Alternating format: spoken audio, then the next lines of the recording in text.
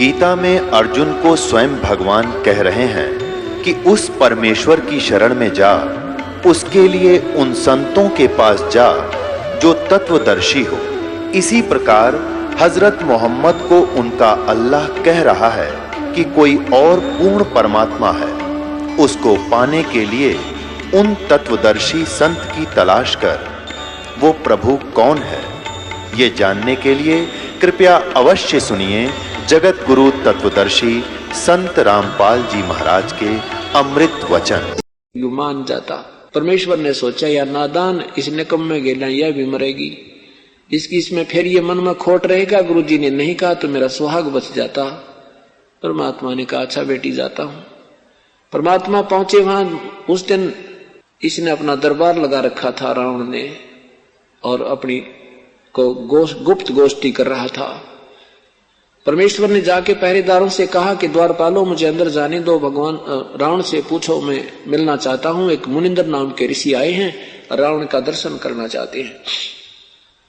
पहरेदारों ने कहा कि आज हमें विशेष हिदायत है कि आज के दिन हम किसी को ना तो अंदर जाने दें, ना अंदर संदेशा लेने जा सकते हैं। आज तो अंदर का संदेशा बाहर आ सकता है, बाहर का अंदर नहीं जा सकता। हमारे राजा का पता है ना, 1 मिनट में हमारे टुकड़े कर देगा अगर हम चले भी गए तो।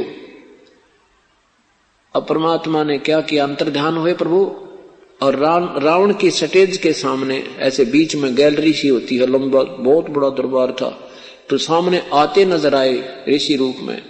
रावण ने कहा ये कौन आ रहा है, मेरे आदेश बिना इसको कैसे आने दिया। तो गुप्त मीटिंग हो रही थी। बुलाओ उन पहरेदारों को और कलम कर दो उनके गर्दन को। क्रोधी आदमी, तमोगुण का उपासक, राक्षस स्वभाव का धारण किया हुआ। इतने में प्रभु निकट आ गए और कहा महाराजा आपके द्वारपालों का दोष नहीं है, उनको पता नहीं मैं कैसे आ गया। रावण ने कहा फिर तू आया कैसे। अंतर्ध्यान हुए, अदृश्य हो गए, फिर सामने प्रकट हुए, मैं ऐसे आ गया। क्या करने आया तू, रावण ने प्रश्न किया। प्रभु ने कहा कि मैं आपसे अर्ज करने आया हूं। बिटिया है मेरी शिष्या है, और आपने जो ये सीता का अपहरण किया है, ये लक्ष्मी है, आप इसको वापस दे दो रावण, तेरा कुल बच जाएगा। रावण कहने लगा तू शिक्षा देने आया मुझे। परमात्मा ने कहा तेरी विनाश काले विपरीत बुद्धि होगी रावण, तो इंसान नहीं शैतान है। क्योंकि परमात्मा संत नीडर होते हैं, वो अपनी सत्य कहते हैं, इसको कड़वी लगे चाहे मीठी, इसका उद्धार होना होगा तो हो जाएगा, न तो मर कुएं में पड़ गए। कहते हैं जेता मीठा बोलवा तेता संत ना हो। इतने में रावण ने गुस्सा आ गया कि मेरे को कह रहा है कि तू शैतान है। अब तलवार निकाल कर वहीं से इतने ऊंचे आसन पर बैठा था, नीचे छलांग लगा दी, पैड़िया में कभी नहीं आया, और इतना क्रोधित हो गया कि इसके टुकड़े टुकड़े कर देता हूं। परमात्मा ने एक झाड़ू की सींक ले रखी थी साथ में, झाड़ू की सींक, अंतर्यामी थे, और वह सींक ऐसे कर दी उसकी तलवार के सामने।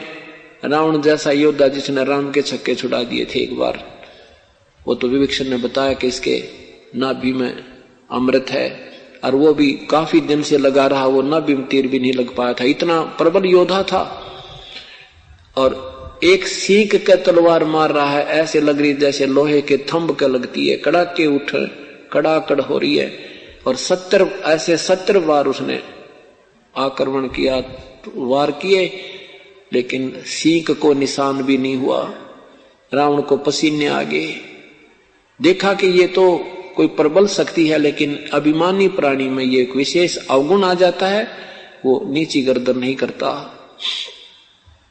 सामने ऐसी परम शक्ति देखकर भी उसने नहीं माना कि ये कोई अजब शक्ति है। इंसान होता तो चरणों में गिर जाता, वो शैतान हो चुका था।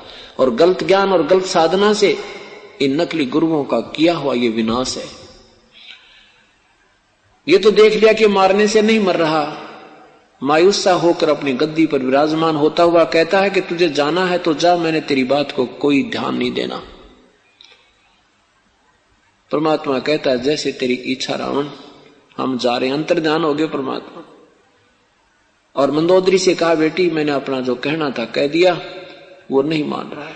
तब मंदोदरी ने कहा, प्रभु मेरे लिए आपने कष्ट उठाया, उस निकम्मे के आप शब्द सुने, मैं अक्षमा याचना करती हूं, और प्रभु अब मुझे कोई दुख नहीं आएगा अगर ये मर भी गया था।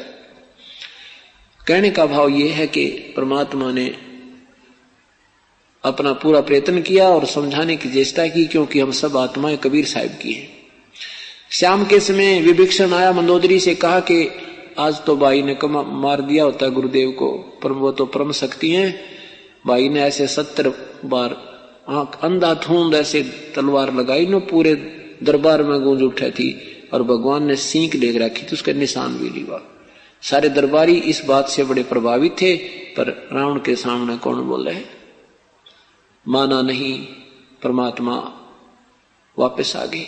मंदोदरी कहने लगी, कोई बात नहीं, अपनी करनी पाओगे के पिता के पूत। ये दो, परमात्मा ने समझाया था, बेटी ये 2 दिन का नाता है तेरा और पति और पत्नी का, ठीक है, पति पत्नी का नाता पूरा निभाना, पर भक्ति मार्ग में कति डगमग मत हो जाना। 2 दिन का संपर्क है, अपनी करनी जाएंगे अपने स्थान पर, जिसको जहां आगे संस्कार है वो न्यारे न्यारे हो जाएंगे, सदा संग नहीं रहेंगे। अब क्या होता है कि वो सीता जी का पता लगाया गया, और फिर समस्या आई कि पुल कैसे बनाए समुद्र के ऊपर। 3 दिन भगवान श्री राम घुटनों पानी में खड़ा होकर के समुद्र से याचना करता है कि जल्दी हे सागर राज मुझे स्थान रास्ता दे दे। अपनी पूरी व्याथा बताते हैं कि मेरे साथ ऐसे बीत गई है, मेरी पत्नी को उठा लिया है इसने और मुझे छुड़वा के लाना है। वो पति भर्ता स्त्री है, उसने रावण को समर्पण नहीं किया है। पुण्य आत्माओं, यही बातें हैं जो देखने और समझने की, ये कथाएं जो हमने अब अपनी आत्मा से जोड़नी है। भगवान श्री राम ने हनुमान जी को भेजा। हनुमान जी ने जाकर देखा कि सीता कहाँ बैठी है, एक वृक्ष के नीचे बैठी है, और ऊपर चढ़ कर बैठ गया। राम ने पूरी समझा बुझा कर भेजा था श्री राम जी ने हनुमान जी को कि तू पूरी स्थिति का जायजा लेके आना कि उसने रावण को समर्पण कर दिया है या वो अभी भी मुझे चाह रही है, तो पूरा भेद लाना मेरे बेटे संत जी, मुझे सच्ची सच्ची बताना आकर के। अगर उसने रावण को समर्पण कर चुकी है तो हम नहीं दुनिया के लाल खपाएंगे, और यदि उसने आज भी हमारी याद तड़प है 10-12 वर्ष के बाद भी, और वो हमें चाह रही है और उसने समर्पण नहीं किया है, तो हम हर संभव कोशिश करके उसको रावण के जाल से छुड़वाएंगे। इस कारण से हनुमान जी ऊपर छोटा रूप धारण करके वृक्ष के ऊपर चढ़ गए और सीता नीचे बैठी थी। रावण आता है, रावण से सवाल जवाब करता है, उसे कहता तो समर्पण कर दे। सीता कहती है ये जान जा सकती है रावण, तेरे दर्शन भी नहीं कर सकती मैं, तेरे अंदर दुर्भावना है, मेरा तो पति है वो मेरे हृदय में समाया हुआ है। इस तरह की बातें करके वो रोज सता कर चला जाता था। राक्षसनियों को उनको कह जाता था इसको सताया करो, ये समर्पण कर देवे। सीता मैले कुचले कपड़े पहने, आंखों में आंसू भरे बैठी थी। तब सारा कुछ देखकर जब हनुमान जी नीचे आए, उन्होंने ऊपर से वह मुद्रा अंगूठी डाल दी, भगवान श्री राम ने दी थी। अंगूठी जब सीता जी के गोडों में आकर गिरी, सामने गिरी, तो वो जानकी श्री राम के नाम की लिखी हुई अंगूठी है। ऊपर बंदर बैठा है, मेरे पति को किसी ने मार दिया होगा, अंगूठी इस बंदर के हाथ लगी या यहाँ गिर गई इसके हाथ। तो कहने लगी रे बंदर, मेरे क्या होगा मेरे पति को, वो जीवित तो हैं। हनुमान जी नीचे आता है कि माता रो मत, ऐसी कोई बात नहीं है, उनको कौन मार सकता है, मैं उन्हीं में भेजा हूं और ये अंगूठी दी है। और उसने कहा कुछ ये अंगूठी देना तब तुझे पहचानेगी हनुमान, नहीं तो वो पहचानेगी नहीं, तेरे पे विश्वास नहीं करेगी, वो बहुत डरा दी है राक्षसों ने। तनु बली रे तन डरा दी थी मैं कति, पहले मरी पड़ी थी, पहले मैं बहुत दुखी थी और फिर तूने ये अंगूठी डालकर और मेरा दिल कति कमजोर कर दिया। अब इस तरह की स्थिति विचार देखकर, सीता की ये स्थिति देखकर हनुमान जी को बड़ा गुस्सा आ गया। पहले तो वह पहरेदार कुटे, फिर वो 9 लखा बाघ पाड़ पाड़ के और फेंक दिया समुद्र में, उद्मस्त तार दिया। हाँ, उससे पहले सीता से कहा माता मुझे भूख लगी है। इस क्रिया से पहले सीता से कहा माता मुझे भूख लगी है, मुझे भोजन कराओ। वह बोली भाई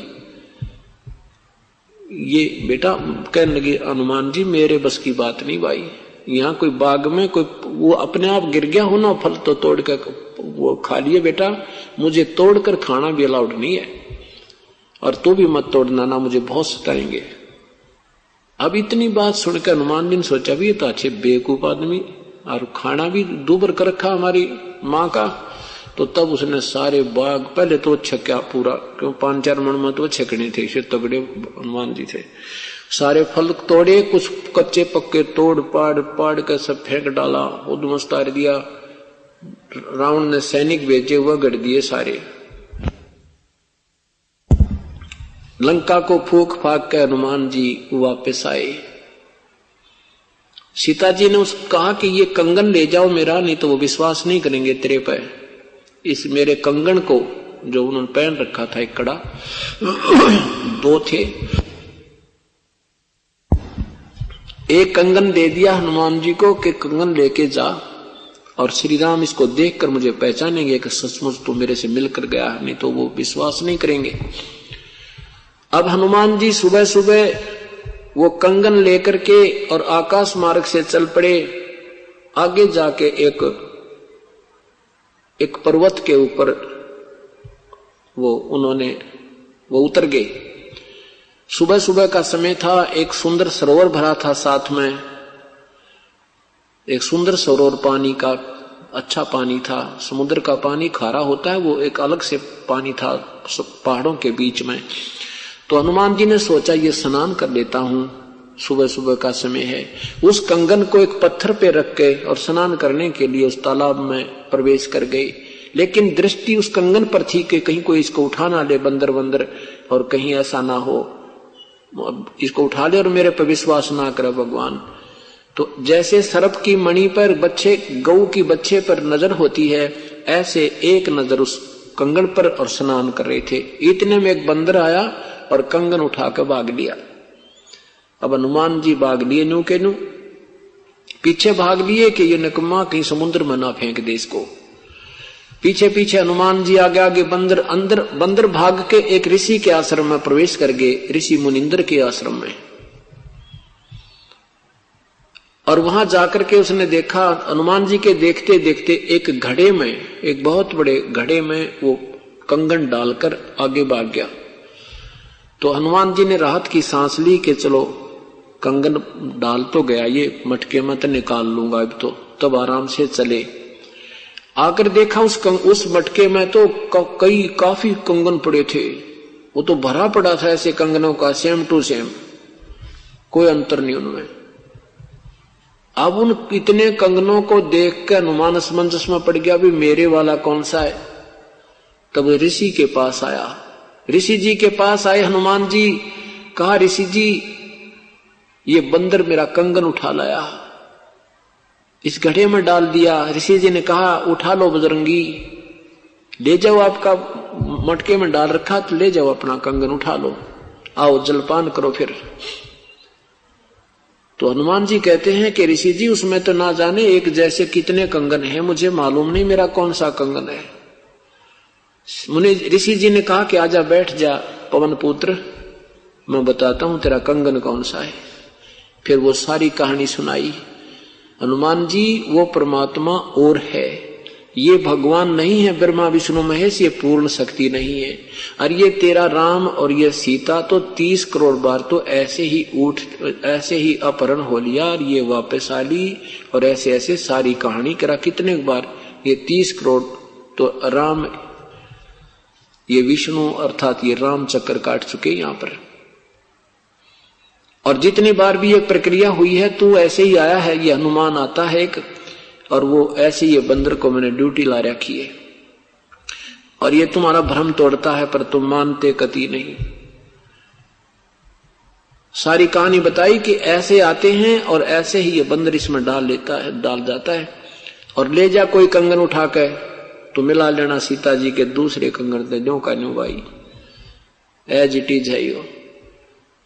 हनुमान जी कहने लगा, भगवान ये बात तो तेरी मैं नहीं मानू कि ब्रह्मा विष्णु महेश से कोई परम शक्ति और है, आप कहो चाहे मत कहो, पर ये जादूगरी मुझे मानना पड़ेगा कि ये सारे कंगन एक जैसे हैं। परमात्मा ने कहा कि ये ऐसे 30 करोड़ राम हो जा लिए जीत जीत कर जंग ने। तो श्री हनुमान जी ने कहा कि देखो ऋषि जी, प्रत्येक बार हनुमान आता है और यहां डाल जाता है और कंगन लेकर भी जाता होगा। हाँ, कंगन लेकर जाता है। इस घड़े में मेरी शक्ति से, ये एक शक्ति है इसमें, ये वरदान है कि ये एकदम फोटो स्टेट कर देता है इसका। इसमें जब ये कंगन गिरते ही 2 हो जाते हैं। आपको नहीं यकीन है तो एक कटोरी दे दी उठाकर कि इसको डालकर देख मटके में कटोरी डाली, 2 एक सी होगी। हनुमान जी शांत हो गए, उठा के एक कंगन को और चला गया। चले गए तो पता चल गया, तय हो गया। अब हनुमान जी ने जब जाके बताया कि सीता जी श्री राम के पास है, हनुमान उस रावण के बाग में है, तो श्री राम जी हनुमान जी को एकांत स्थान पर ले गए। पुण्यात्माओं, देखना ये सब प्राणी हैं और सबके अंदर एक जैसी ही वृत्ति है। अब उसने हनुमान जी से क्या पूछा, हनुमान जी मेरे सिर पे हाथ रख, मेरे संत जी झूठ ना बोलना, तू सच बताना। कहा जी बोलो, क्या क्या बात है। तो ऐसे जैसे पुलिस वाले पूछा करे ना, बात न घुमा फिरा के मुलजिम को उसकी जो ना सच्चाई जानने के लिए। तो कहता भाई एक बात बता हनुमान जी, रोज भोजन तो बहुत अच्छा खाया होगा तुमने, कहाँ रोटी खाई? वहां श्री रावण के घर गए थे क्या? राज दरबार में खाई या घर पे गए थे? और सीता ने कैसे कपड़े पहन रखे थे? हार श्रृंगार तो किया होगा ना उसने, क्योंकि वो तो रावण तो बड़ा समृद्ध राजा है। हनुमान जी बालक थोड़ा था, सारी समझा था कि श्री राम जी कौन सी तरीके से पूछ रहे हैं। श्री राम ये पूछना चाहते थे कि हनुमान जी कोई बता देवे कि मैं वहां खाना खाने गया था, तो तब क्या बताया कि हे भगवान आप परमात्मा हो और माता के विषय में ऐसी शंका करना आपको शोभा नहीं देता। माता का जो चेहरा था वो नहीं है जो पहले था। आंखों से आंसू आपके वियोग में समाप्त नहीं हो रहे और फटे पुराने कपड़े उन्होंने पहन रखे थे। और मुझे आहार का बात सुनो कि उन्होंने कहा था भाई ये तोड़ के भी फल मत खाना, भाई कोई नीचे गिरा हुआ तो हनुमान अपना पेट भर ले, वृक्ष से तोड़ के मत खाना। कोई वृक्ष से टूटा हुआ अपने आप फल हो तो मुझे भी इसी का आदेश है खाने का, इस बाग से मैं फल तोड़ कर नहीं खा सकती। तो जब श्री राम को विश्वास हुआ कि सचमुच वो तो आज भी पति भरता है और अब उसको छुड़वाना अति आवश्यक है। तो पुण्यात्मा यही आज आपके संग है। ये कथा सुनाने का उद्देश्य कोई ये नहीं था, क्योंकि परमात्मा और संत और असंत की कथा सुनाने से आत्मा में विनम्रता आती है, शिष्टाचार ग्रहण होता है, बुराइयों से दूर हो जाता है, उसके होने वाले अवगुणों से और हानि से हम परिचित होते हैं। साथ में परमात्मा ये बताना चाहता है कि आप भी आज इस काल रूपी रावण की कैद में हो। आज तुम्हारे अंदर वही पति भरता पद उस परमेश्वर की तरफ होगा और यहाँ की कोई इच्छा आपके मन में नहीं रहेगी, चाहे आपको राष्ट्रपति बनावे चाहे स्वर्ग का मालिक बनावे, आप यहाँ कुछ नहीं चाहोगे। ऐसी तड़फ आपकी हो जाएगी या ऐसे अलूने से रहने लग जाओगे जैसे सीता जी रहती थी। तब वो परमेश्वर आपको इस काल से छुड़वा कर ले जाएगा। जो पति भरता जमी पर जो धर है पावे, समृत झाड़ू देते हुए ना काटा लग जावे। जब हम इतनी लगन और ऐसी आस्था उस परमेश्वर में पुनः बनाएंगे तब वो परमात्मा इस काल के गेला लड़के हमारे सौ झंझटा न मिटा के और आपको यहां से छुड़वा कर ले जाएगा। अब समय आया कि पुल कैसे बनाया जाए। जब सभी प्रार्थनाएं रावण ने फेल कर दी, सब महापुरुष, सब दूतों ने भी, राजदूतों ने जाकर अंगद जैसे महापुरुषों ने भी, जामवान जैसे ने भी प्रार्थना की, लेकिन दुर्बुद्धि रावण नहीं माना। आखिर में युद्ध करना ही निश्चित हुआ। तो अब समुद्र पर पुल बनाने की समस्या आ गई। 3 दिन तक भगवान श्री राम घुटनों पानी में खड़ा होकर सागर राज से प्रार्थना करता है और अपनी सारी व्यथा बता रहा है, लेकिन 3 दिन तक तट से मत समुद्र नहीं हुआ, कोई रास्ता, कोई जवाब नहीं मिला। तब श्री राम ने कहा कि अर्जुन निकाल मेरा अग्नि बाण, ये लातों के भूत बातों से नहीं मानते, अब इसको फूंक डालता हूं। ज्यों ही श्री राम ने तीर उठाया, अग्नि बाण चढ़ाया प्रत्यंचा पे और उसमें से लपटें निकलने लगी, तब ब्राह्मण रूप बनाकर और बाहर आया समुद्र और करबद्ध होकर कहा, प्रभु मत फूको मुझे, इसमें ना जाने कितना संसार वसा हुआ है, और यदि तुम समुद्र को जला भी दोगे तो आप ये खंडहर बन जाएगा, बहुत बड़ा गड्ढा बन जाएगा, आपकी सेना फिर भी नहीं जा सकती। आप ऐसा काम कीजिए, सर्प भी मर जावे और लाठी भी ना टूटे।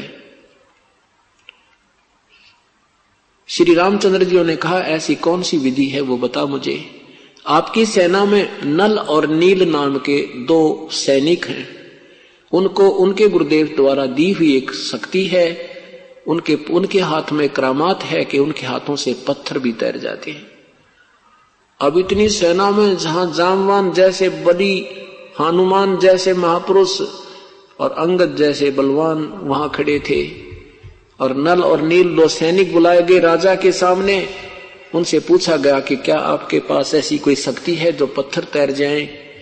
उन्होंने कहा हाँ। नल नील ने कहा जी हमारे पास ऐसी पावर है।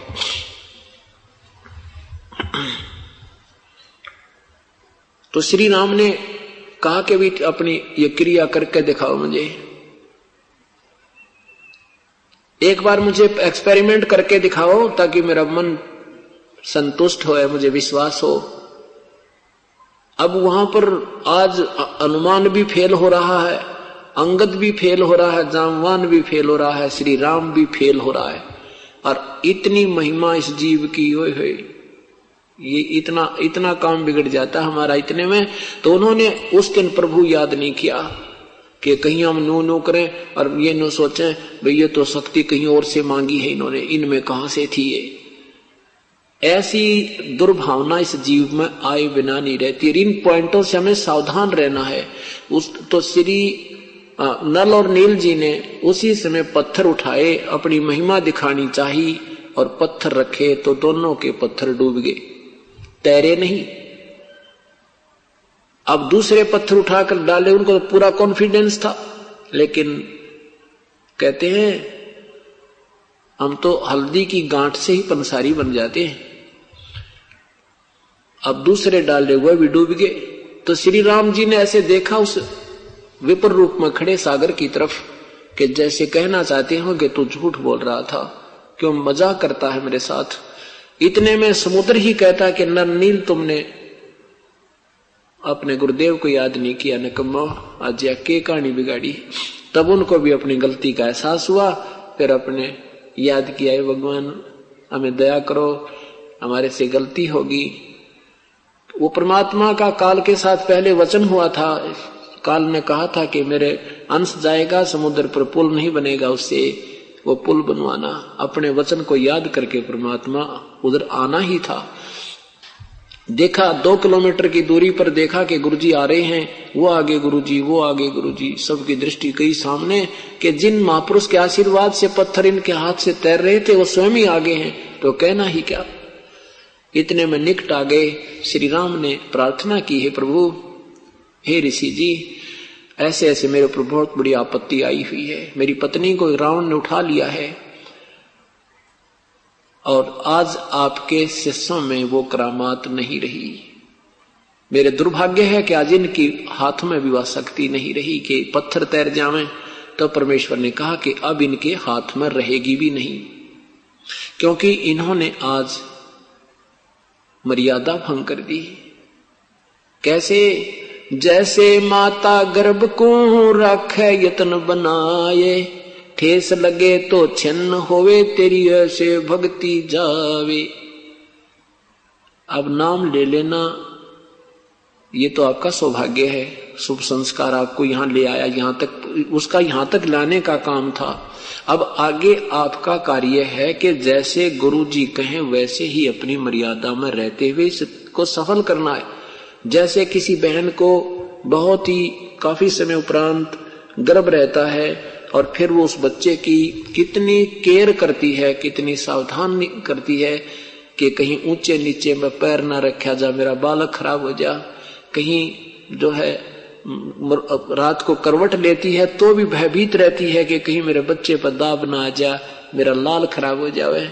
तो कहते हैं ऐसे तुमने सावधान रहना चाहिए, गुरुदेव के आदेश की उल्लंघना ना चाहिए, मन में मान बढ़ाई नहीं आनी चाहिए, तब तुम्हारा ये भक्ति रूपी लाल सफल होगा, नहीं तो ऐसे बर्बाद हो जाएगा। ये हमें एक उदाहरण दिया मालिक ने। तब श्री राम ने कहा, हे प्रभु, जब आप अपने बच्चों को आशीर्वाद दे सकते हो, मेरे पर मेहर करो, बहुत आपत्ति है मेरे पे। तब परमेश्वर ने कहा, ठीक है,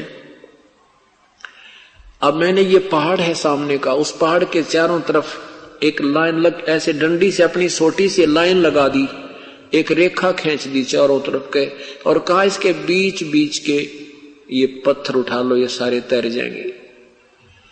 अब कहते हैं ना, दूध का जला हुआ लस्सी कोई फूकता है। हनुमान जी से कहा, ले ये हनुमान उठा के एक पत्थर। हनुमान जी डाया पूरा पहाड़ उठा गए, इतना बड़ा, और पटक दिया, वो टुकड़े टुकड़े हो गया। और फिर रख के देखा तो न्यो के न्यो तैर रही हैं।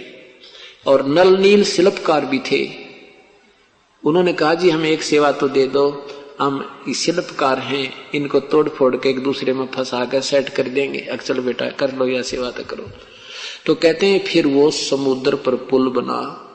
रे नल नील यतन कर हार, तब सतगुरु से करी पुकार। रे नल नील यतन कर हार, तब सतगुरु से करी पुकार। जा सतरे खाल की अपार, सिंधु पर शिला तिराने वाले।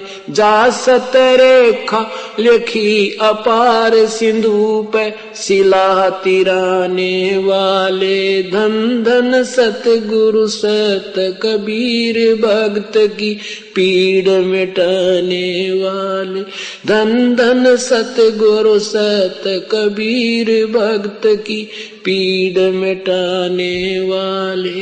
भक्त की पीड़ मिटाने वाले, भक्त की। धन धन सतगुरु सत कबीर, भक्त की पीड़ मिटाने वाले। रहे नल नील यतन कर हार, तब सतगुरु से करी पुकार। और आपने जा सत रेखा लिखी अपार, चारों तरफ से खींच दी लाइन, सिंधु पर शिला तिराने वाले। अब देखो पुण्यात्माओं, ये तत्व ज्ञान है। ये सपेर पार्ट पहले ही अपने दुकान में रखे थे, अपने सदग्रंथों में कथाएं थी। इंजीनियर ही उनको जोड़ तोड़ कर गाड़ी बनाता है जो काम आती है, तो उसको तत्वदर्शी संत कहते हैं, वो वास्तविक ज्ञानी होता है।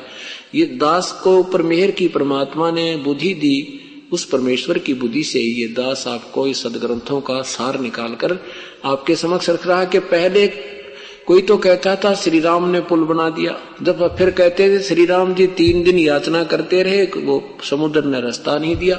अगर समर्थ भगवान होते तो क्या जरूरत थी याचना करने की, और चल उतार ले जाते सारी सेना को। कोई कहता था कि हनुमान जी ने राम का नाम लिख दिया इसलिए पत्थर तिर गए, यानी कोई निर्णायक ज्ञान नहीं था। हनुमान जी क्या करते थे, एक नियम है ये कि पहले राम तो श्री रामचंद्र के बाद राम मानने के यही राम होगा, नहीं, इससे पहले भी राम नाम प्रचलित था। इनका तो जन्म भी नहीं हुआ था। सतयुग में भी महर्षि वाल्मीकि जी भी मतलब ओम नाम जपते थे, लेकिन बोलते थे राम कहते थे। जैसे कहते हैं राम राम जप ले, राम राम भाई, राम का नाम ही श्रेय कर होता है। तो उस समय से राम का नाम प्रचलित है। जैसे हम कहते हैं ना भाई सतनाम, जैसे सत साहेब कहने का तात्पर्य यह है कि परमात्मा ही वास सत्य है, बाकी ये झूठा संसार है और अपना नाम जपते रहना। सत्य साहेब कहें तो ये मन में विचार आना चाहिए कि ये क्या संकेत कर रहा है कि नाम जपते रहियो, गप्पे मत मारते रहना के नाम को। ऐसे ही ऋषिजन ओम नाम देते थे। महर्षि वाल्मीकि जी भी ओम नाम जाप करते थे और इस काल ने कहा कि मेरा जाप तो बोल बोल कर सुमन करना होता है। तो ये ओम ओम ओम ओम ओम ओम ओम ओम ओम, और बोलने वाला तो ठीक बोल रहा होता, सामने वाले को ऐसा लगता है जैसे ये मैं वो कर रहा है। तो ऐसे ऋषि जी जब जाप कर रहे थे बैठ के, आम दूसरे भगत कहा करते थे कि ये उल्टा जाप जप है, देखो इसने क्या लाभ होगा, मैं वो कर रहा है। तो कहते हैं उल्टा नाम जपया जग जाना, वाल्मीकि भय ब्रह्म समाना। राम राम नहीं जपया, क्योंकि सारा तत्व ज्ञान की कमी के कारण हमने उल्टी बात पकड़ रखी है। अब अन्य संत राम राम ही जाप देने लगे बिना ज्ञान के। ऐसे ही अब कुछ कबीर पंथी सतसाहिब नाम देते हैं, सतसाहिब कर ले बस बेड़ा पार हो जाएगा। कई सतनाम जप ले, सतनाम कोई जाप नहीं है। सतनाम तो सच्चे नाम की तरफ संकेत है जो 2 मंत्र का होता है। तो यह कहानी भाई घनी बिगड़गी, दास एक बताने वाला, इसने बिगाड़ने वाले घने। देखो कब कृपा होगी प्रभु की, कब जागेगी उनके बच्चे, कब समझेंगे इस वास्तविकता को। फिर देखना इन संतों का लांडा लगेगा, ढूंढे भी नहीं पाओगे कहाँ गए सारे हुआ बाई मांडे। इनकी किताबों को चौराहे पर गिर कर फूक्या करेंगे, ऐसे ही बता देता हूँ। जब ज्ञान हो जाएगा कहीं किसी को और का हाथ ना लग जाए, औरों को भी डुबो देंगे इनकी नकली ज्ञान। तो फिर क्या होता है, हनुमान जी क्या करते थे, वो ओम नाम जपते थे और एक दूसरे को बोलते थे भाई राम राम के पत्थर भी ढोना और मंत्र मत छोड़ देना। नाम उठत नाम बैठत नाम सोवत जागवे, नाम खाते नाम पीते नाम से ती लागवे। और गीता जी के 8वें अध्याय के 7वें श्लोक में कहा कि अर्जुन तू मेरा नाम भी जप और युद्ध भी कर। ऐसे ही वेदों में लिखा है कि नाम, यजुर्वेद अध्याय नंबर 40 के मंत्र नंबर 15 में कहा कि ओम करतु समर कलवे समर कर तुम समर। ओम का नाम काम करते करते सिमरन करो और चलते अपना मनुष्य जीवन का मुख्य उद्देश्य जानकर सिमरन करो और कसक के साथ करो।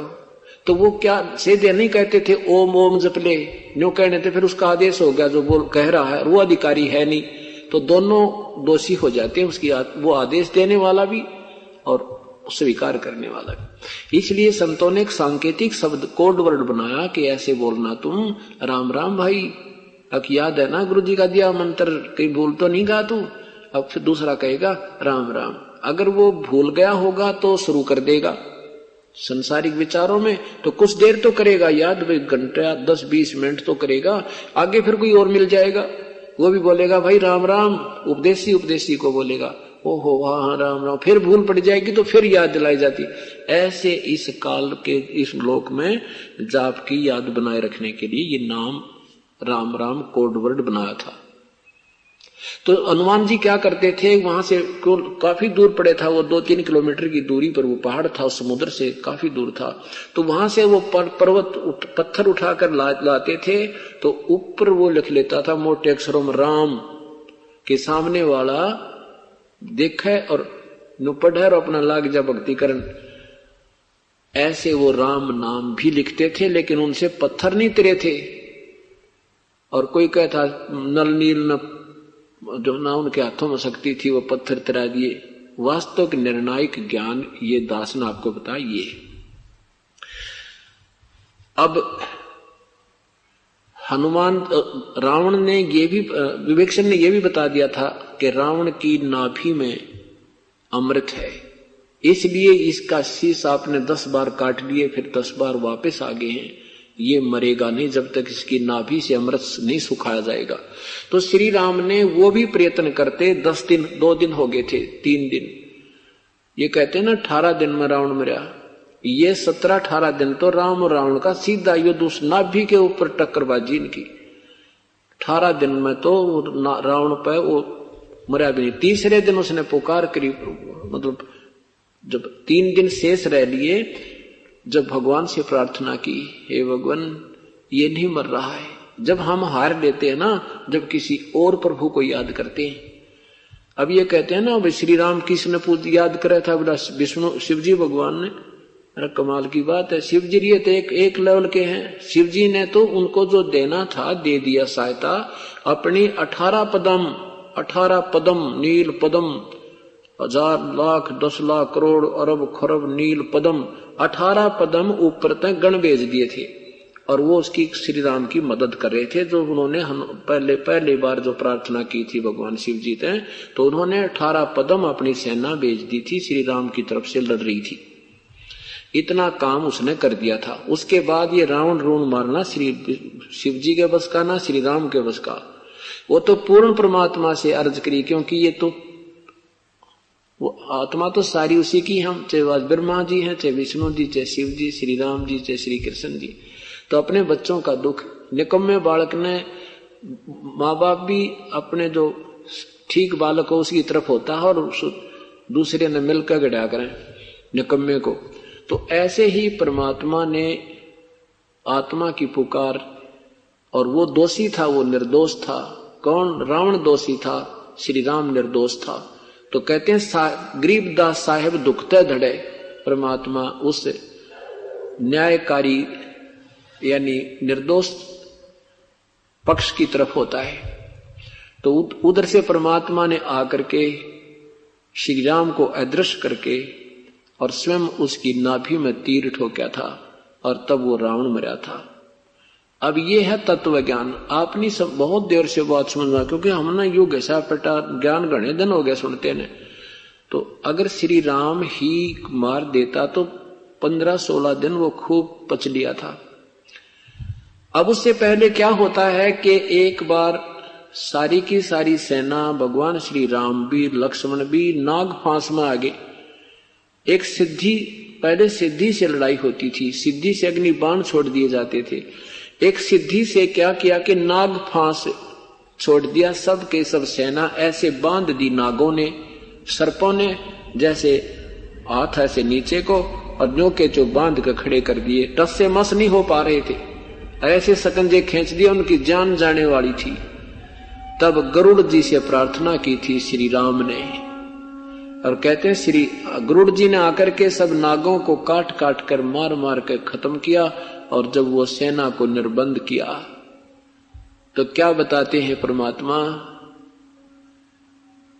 काटे बंधन विपत में बाई कठन कियो संग्राम, चिन्हो रे नर प्राणिया ये गरुड़ बड़ो अकराम।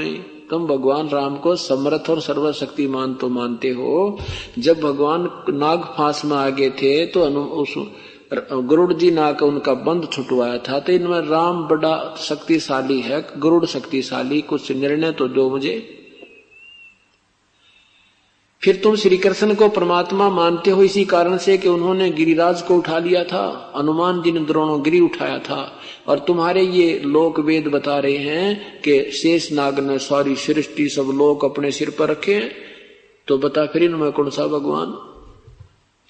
कहते हैं गोवर्धन श्री कृष्ण धार्यो द्रोणोगिरी हनुमंत, शेष नाग सब सृष्टि उठारो इनमें कौन भगवंत। कि ऐसी लक्षण से तुम परमात्मा की संज्ञा में और समर्थ मान बैठे हो कि एक गिरिराज को उठाने मात्र से श्री कृष्ण जी समर्थ और सर्वशक्तिमान मान लिए। तो हनुमान जी भी तो पहाड़ उठा के लाया था, और शेष नाग सबको उठा रहा, जिस पर पृथ्वी ये पहाड़ सारे रखे। तुम्हारे दृष्टिकोण से वैसे तो ये ज्ञान कुछ और है, शेष नाग के सिर पे नहीं है, ऊपर कह देते हैं ना। जैसे कई मंजिल की इमारत वो बनी हुई हो, ऐसे ऊपर कई मंजिल की कोठी मकान बना है, तो कोई कह दे भाई नीचे वाले वो बैठा, उसके ऊपर वो बैठा, उसके ऊपर वो दूसरा दफ्तर है, उसके ऊपर उसका ऑफिस है, उसके सिर पे, उसके ऊपर, उसके सिर की सीध में। इस तरह मतलब पाताल लोक में शेष नाग का स्थान है, और पाताल से ऊपर ये सारे लोक हैं। इस तरह की सृष्टि का ये विवरण है। बाकी वो अनजान लोग सुनी सुनाई दंत कथा सुना के ऐसे कहा करते। अब क्या होता है कि एक दिन अब सीता जी को ले आए, रावण को भी, हनुमान जी भी वहां से सीता जी ने जब उसने माला फोड़ दी थी, सीता जी ने सच्चे मोतियों की माला हनुमान जी को सौंपी थी, तो हनुमान जी को ऐसे कटु वचन कह दिए थे सीता ने कि तू रहा बंदर का बंदर, तने इतनी कीमती माला का नाश कर दिया फोड़ फोड़ के। और वो कह रहा था माता मैं तो इसको ये देख रहा हूं, इसमें कहीं कोई भगवान का नाम लिखा है तो मुझे पसंद है, नहीं तो मेरे लिए मिट्टी है।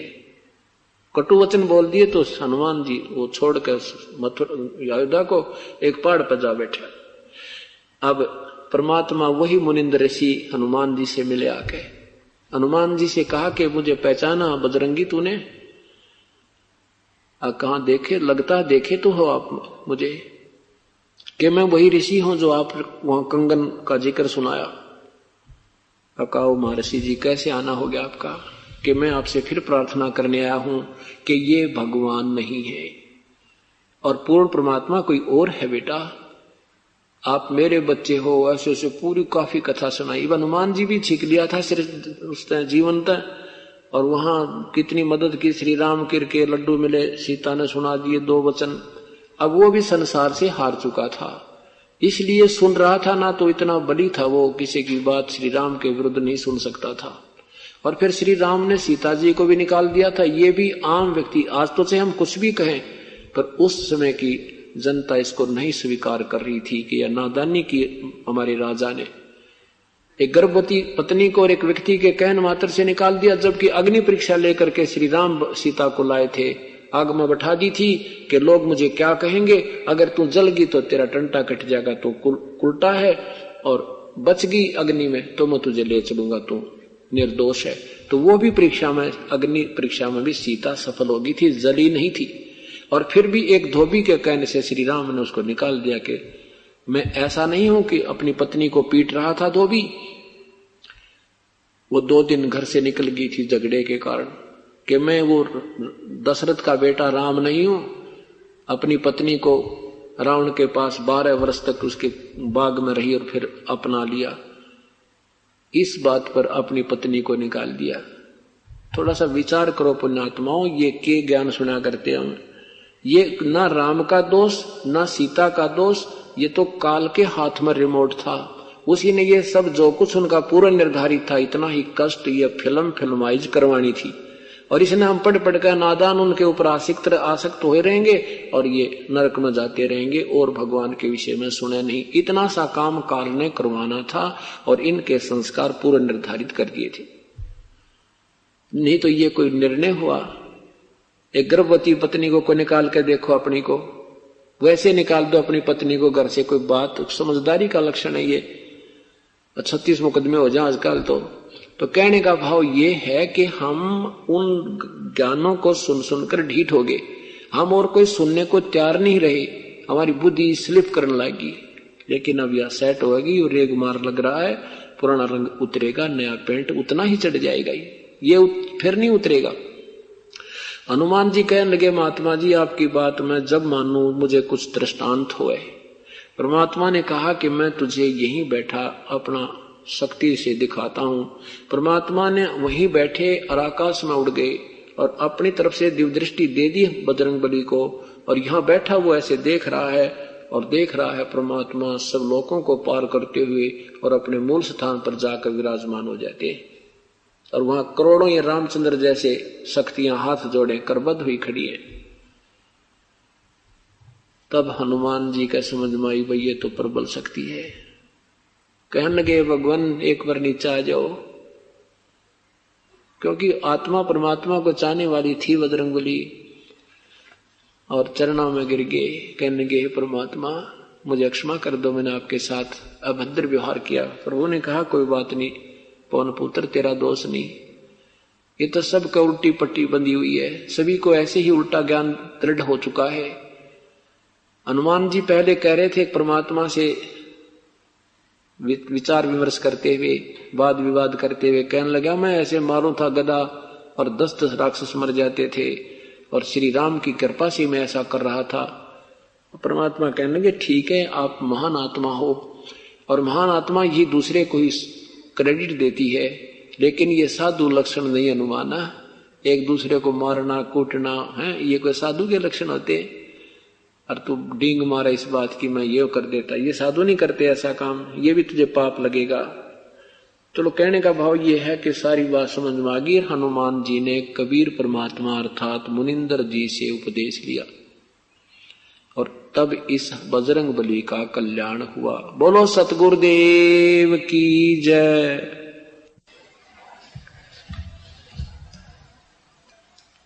पुण्यात्माएं सुबह के सत्संग में सुन रहे थे, पूर्ण परमात्मा सत्पुरुष जो पूजा के योग्य है, जिसकी सब प्राणियों ने साधना करनी चाहिए और वही पूर्ण मोक्षदायक है, वो परमात्मा चारों युगों में आते हैं। सतयुग में उनका नाम सुकृत रहता है, त्रेता में नाम मुनिंदर होता है, द्वापर में उन्हीं परमेश्वर का नाम करुणा में होता है, कलयुग में वो परमेश्वर अपना नाम वास्तविक नाम से ही प्रकट होते हैं। वो अपना नाम कबीर देव, कबीर भगवान, कबीर साहिब से ही प्रकट होते हैं।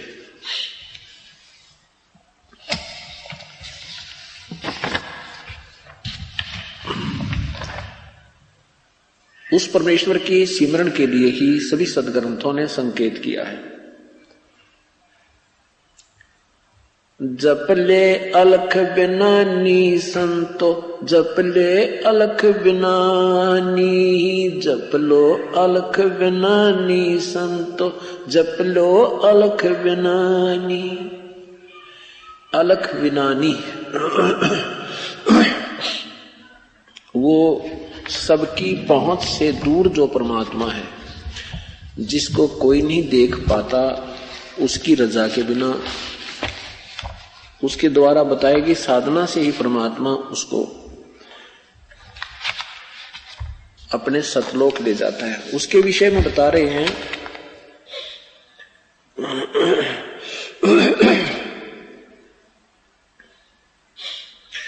जप ले अलख बिनानी संतो, जप ले अलख बिनानी, जप लो अलख बिनानी संतो, जप लो अलख बिनानी। कछ मछ कूरंब बनाए, दौड़ धरली दौड़ धरणी ठहरानी, शेष शीस पर सकल पसारा कादर को कुर्बानी। ब्रह्मा विष्णु महेश गणेशम, सुर नर मुनि जन ज्ञानी, सनक सनंदन पद में रहते वो नारद मुनि से ध्यानी। राजा ध्रुव प्रहलाद और नाम कबीरा, चारों युग परवानी, तीन लोक में ताहे दवाई, अलफ इलाम निशानी। राजा कोट निनानो तारे, गोरख पद गलतानी, अम्बरीश और जनक विदेही, द्वारपाल दरवानी। मारकंड रूमीर सिरांगे, वाल्मीकि सुल्तानी, अरब रामायण आन सुनाया, वहां थक गए पवन और पानी। सथावर जंगम ताही रटत हैं, ये गाँव है चारों खानी, 18 बार पर्वत बनमाला, घट घट पूर्ण ब्रह्म समानी। सकल मनोरथ पूर्ण साहेब, कबीरा समरथ दानी, गरीबदास ताही को सेवो, लीला बिरद बखानी। जप लो अलख बिनानी संतो, जप ले अलख बिनानी। उस पूर्ण परमात्मा को, सर्वशक्तिमान प्रभु को जप लो, उसका नाम जाप करो। उसी परमेश्वर ने ये सब कच्छ मच्छ और कूरम, धरती आदि सभी पृथ्वी आदि की रचना की है। और ये शेष नाग के पाताल लोक से ऊपर जितने भी इस ब्रह्मांड में आप लोग देखते हो, क्योंकि यहाँ के प्राणियों को एक ब्रह्मांड का भी पूर्ण ज्ञान नहीं है, इसलिए कहते हैं ये जो सारी रचनाएं की हैं उस परमेश्वर ने की हैं और उसका नाम कबीर समर्थ दानी, वो सबका दाता कबीर परमेश्वर है।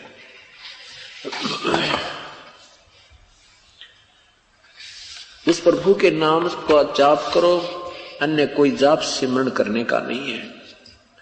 भक्ति मुक्ति के दाता सतगुरु, भक्ति मुक्ति के दाता, भक्ति मुक्ति के दाता सतगुरु, भक्ति मुक्ति के दाता। उस परमेश्वर की साधना सतगुरु बिना नहीं हो सकती। परमात्मा के पाने का तरीका पहली कड़ी सतगुरु होते हैं, पूर्ण संत प्राप्त होवे जब बात बने। क्या बताते हैं?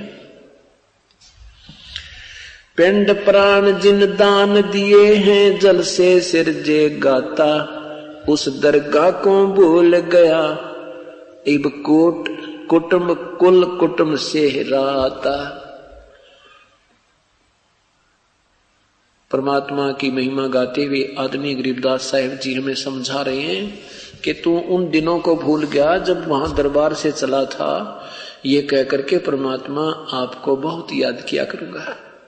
हे परमेश्वर, आपके बिना मैं और कोई अन्य ना इष्ट की भक्ति करूंगा और ना ही कोई बकवाद किया करूंगा। कहते हैं अब तुम मेर तेर में फंस गए, इस मोह ममता में जो काल ने जाल फैला रखा, ये तेरा बेटा है, ये तेरी बेटी है, ये तेरा पुत्र है, तेरी पुत्री है, ये कार तेरी कोठी है, नादान तू इन में उलझ गया।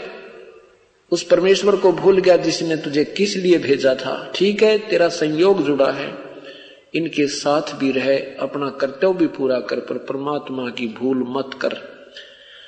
इसलिए कहते हैं भक्ति मुक्ति के दाता सतगुरु, भक्ति मुक्ति के दाता, भक्ति मुक्ति के दाता सतगुरु, भक्ति मुक्ति के दाता। पिंड प्राण जिन दान दिए, ये जल से सिरजे गाता, उस दरगाह को भूल गया, अब कुल कुटुंब से राता। राता मान इसमें लीन हो गया, इसी में आश्रित हो रहा है। रिद्धि सिद्धि कोट तुरंगम दीने, ऐसा धनी विधाता, उस समर्थ की रीझ छुपाई, अब जग से जोड़ा नाता। जिसने मां के पेट में भी तेरी परवरिश की, उस समर्थ की मेहर को तू भूल गया और इस संसार को अपना मान रहा है। ये मेरा भाई मेरा काम करेगा, ये मेरी बहन है मेरे काम करेगी, ये मेरा ऐसे रिश्तेदार है, ये मेरा दोस्त है, इससे मेरा काम बनेगा। नहीं, ये तेरी भूल बहुत बड़ी है। परमेश्वर के हुक्म बिना पत्ता भी ना हल है। उस प्रभु की रजा बिना कोई कुछ नहीं कर सकता। तेरा दोस्त भी दुश्मन हो जाएगा अगर प्रभु प्रसन्न नहीं है। तो क्या बताते हैं? मुश्किल से आसान किया था, कहां गई वो बाता। मां के पेट में तो रो रहा था और कह रहा था, हे भगवान एक बार बाहर निकाल दे मेरे प्रभु। ए प्रभु तेरी बहुत याद करूंगा, तुझे सदा याद किया करूंगा। तो कहते हैं वो मुश्किल से आसान किया था, कहां गई वो बाता। सत सुकृत को भूल गया है, ऊंचा किया ना हाथा। ऊंचा हाथ करना, दान करना, तो तेरे से दान भी ना हुआ। नादान गुटी सुटी ला के काम बिगड़ गया। और ये फैक्ट्री कोठी लाता हुआ मर गया और मरने के बाद कुत्ता बन गया। उन फैक्ट्री कोठियां के छाया में बैठने को भी तरस रहा है तू। इसलिए प्रभु को याद कर और कुछ पुण्य किया करो। मुश्किल से आसान किया था, कहां गई वो बातें। सत सुकृत को भूल गया है, ऊंचा किया ना हाथ।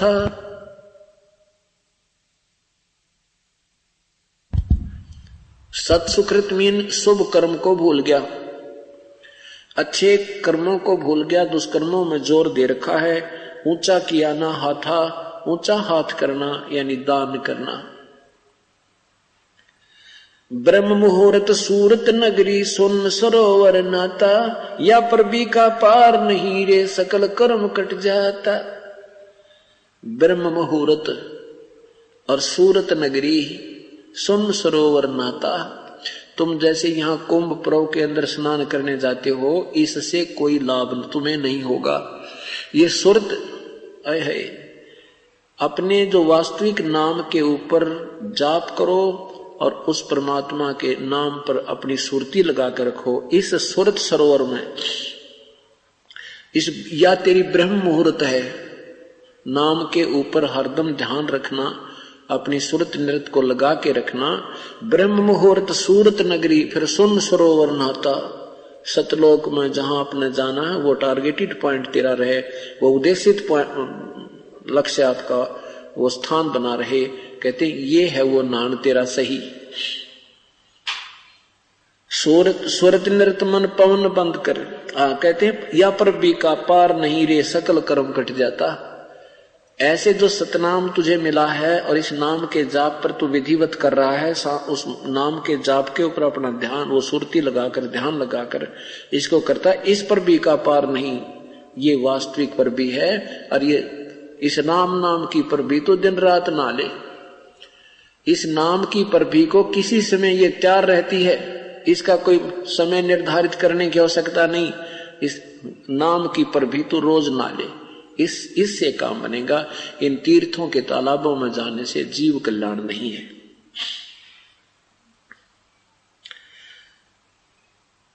या पर ब्रह्म मुहूर्त सूरत नगरी, सुन सरोवर नाता। या पर भी का पार नहीं रे, तेरे सकल कर्म कट जाता। सूरत नृत्य मन पवन बंद कर, मेरे दंड चढ़ जाता। सैंस कमल दल फूल रहा है, अमी महारस खाता। जहां अलख निरंजन जोगी बैठा, जासे रहा ना भाता। गरीबदास पारंग प्राण है, सैंस कमल खिल जाता। शंख कमल खिल जाता, शंख कमल। अब क्या बताते हैं परमात्मा कि तू सत भक्ति करता तो तेरा, एक तो अभी तक हमें सैंस कमल तक का ज्ञान था, इस सैंस कमल के बाद शंख कमल है। शंखों पंखड़ियों का वो कबीर परमेश्वर का स्थान है। कहते वो तेरा शंख कमल भी खिल जाता, अर्थात तुझे वहां भी ठिकाना प्राप्त हो जाता। इसके अतिरिक्त आप क्या करने लग रहे हो? आप शास्त्र विधि त्याग कर मनमानी पूजा कर रहे हो, उससे आपको कोई लाभ नहीं हो रहा। यही पवित्र गीता जी अध्याय नंबर 16 के मंत्र 23-24 में कहा कि शास्त्र विधि को त्याग कर जो मनमानी पूजा करते हैं उनको न तो कोई लाभ होता है, न कोई सुख होता है, न उनकी गति होती है, न ही कोई कार्य सिद्ध होता है, अर्थात व्यर्थ। इसलिए क्या बताते हैं? सतगुरु जय राम सब ही सौज कबीर माही, क्या देना के बाम। कई कहते हैं ना दाएं हाथ को नहीं जाना चाहिए, दायां सुर चले तो पद कदम रखना चाहिए, बायां चले तो बढ़िया है। इस तरह के जो तुक्के तुम लगाते हो, कहते हैं उस परमात्मा की शरण माने के बाद ये दाना बामा सब समाप्त हो जाता है। जय सतगुरु जय राम, असली राम पूर्ण परमात्मा ये कबीर परमेश्वर है, उसी की जय बोलो, उसी के शरण में रहो, उसी से तुम्हारी जय होगी। सतगुरु जय राम सब ही सोच कबीर माही, के देना के बाम। कल्प वृक्ष और काम धेनु है सब ही पूर्ण काम। ये परमात्मा कबीर साहब यही कल्प वृक्ष है, ये काम धेनु का भी इसी में गुण है। कल्प वृक्ष स्वर्ग में कहते हैं कि ऐसा वृक्ष है, उसके नीचे बैठकर जो भी कोई मांगता है उसको तुरंत वही वस्तु प्राप्त हो जाती है और उसकी मनोकामना पूर्ण होती है। एक कामधेनु है कि जो भी खाद्य पदार्थ उस गाय के पास जाकर मांगते अर्ज करते हैं, तुरंत ही आपके सामने वो रसोई आ जाती है। तो कहते हैं वो आती है आपके ही अकाउंट में, क्योंकि वो होटल है, उस होटल में आपकी एडवांस डिपॉजिट है आपका, आपके शुभ कर्म, और उसी में से आपको प्राप्त हो जाता है। और यहाँ परमात्मा कहते हैं उस पूर्ण ब्रह्म परमात्मा के, उस पूर्ण परमात्मा के अंदर ये सारे ही गुण हैं। दना भगत का खेत ने पाया, गौ जवाई नामा, वाल्मीकि का शंख बजाया, सूक्ष्म जात गुलाम। चमरा कनक जनेऊ काड्या, दरे 700 जामा, जुल्हे के घर बालद आई, ताहे करो प्रणाम। सैन भगत का संशय मेट्या, नाई भये हजामा सदना जात कसाई उदरे बकरे का चीरत चाम अजामेर से अदम उधारे गण का चढ़ी विमाना ध्रुव प्रहलाद अगाध अगम गति फरकत ध्वज निशान।